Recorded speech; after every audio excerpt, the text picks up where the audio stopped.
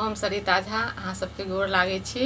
और आइ एकटा कोबर गीत सुनाबऽ जा रहल छी। आशा करै छी अहाँ सबके नीक लागत और नीक लागत तो लाइक शेयर कमेंट कऽ देबै और चैनल के सेहो सब्सक्राइब कऽ देबै। धन्यवाद। लाल रंग कोबर गुलाब रंग है ओ हरा रंग कोबर लाल रंग कोबर गुलाब रंग है ओ हरा रंग कोबर ओही में ओ चावल सासु सब रंगल पटिया ओही में ओ छावल सासु सब रंग पटिया सब रंग फूल छिड़िया बहे ओ हरा रंग को बड़ सब रंगल फूल छिड़िया बहे ओ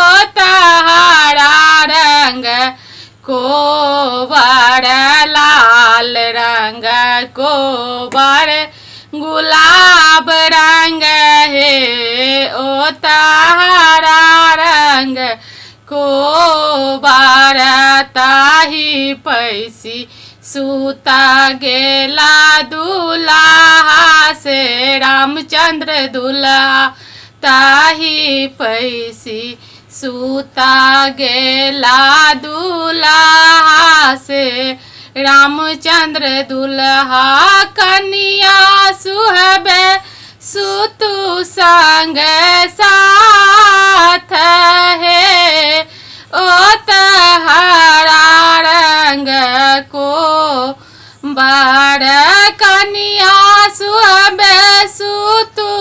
संग साथ है ओ हरा रंग को बार घूरी सुतु फिरी सुतु सुहबे से कन्या सुहबे घूरी सुतु फिरी सुतु सुहबे से कन्या सुहबे आहू देह गरमी बहुत है ओ हरा रंग को बड़ाहू देह गरमी बहुत है ओ हरा रंग को बड़ लाल रंग को बड़े गुलाब रंग है ओ हरा रंग को बड़ एत बचन सुनलन कनिया है सुहबे एत बचन सुनलन कनिया है सुहबे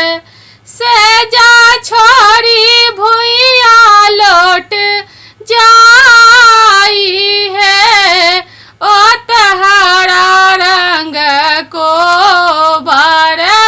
सेज छोड़ी भुइया लौटी जाई है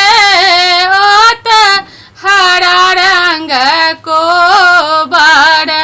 आंगना बहारती तोहे से लखी गे चेरिया आंगना बहारती तोहे से लखी गे चेरिया सर हो जी दियौने बाजा इहे ओ हरा रंग को बड़ सर हो जी दिया ने बाजा है ओ हरा रंग को बड़ आबथु सर हो जी बैसाथु पलंग चारी साथू सारा हो जीबै साथू पलंग चारी देख लिया नाना दो चलित्र है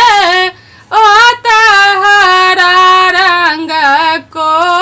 बार देख लिया नाना दो चलित्र है ओ तहरा रंग को बारा हम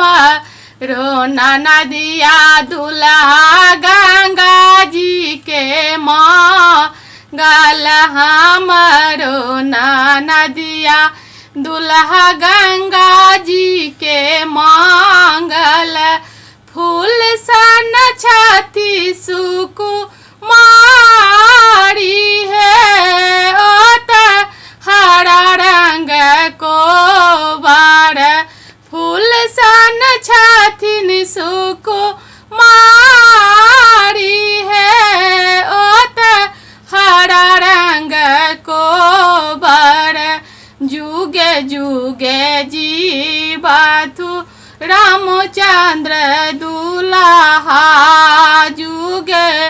जुगे जीवाथु रामचंद्र दुल्हा कन्या सुहबे के बाढ़नु आही बात है ओ तहरा रंग को बड़ लाल रंग को बड़े गुलाब रंग है ओ तहरा रंग को बड़े लाल रंग को बड़े गुलाब रंग है ओ तहरा रंग को बड़। धन्यवाद।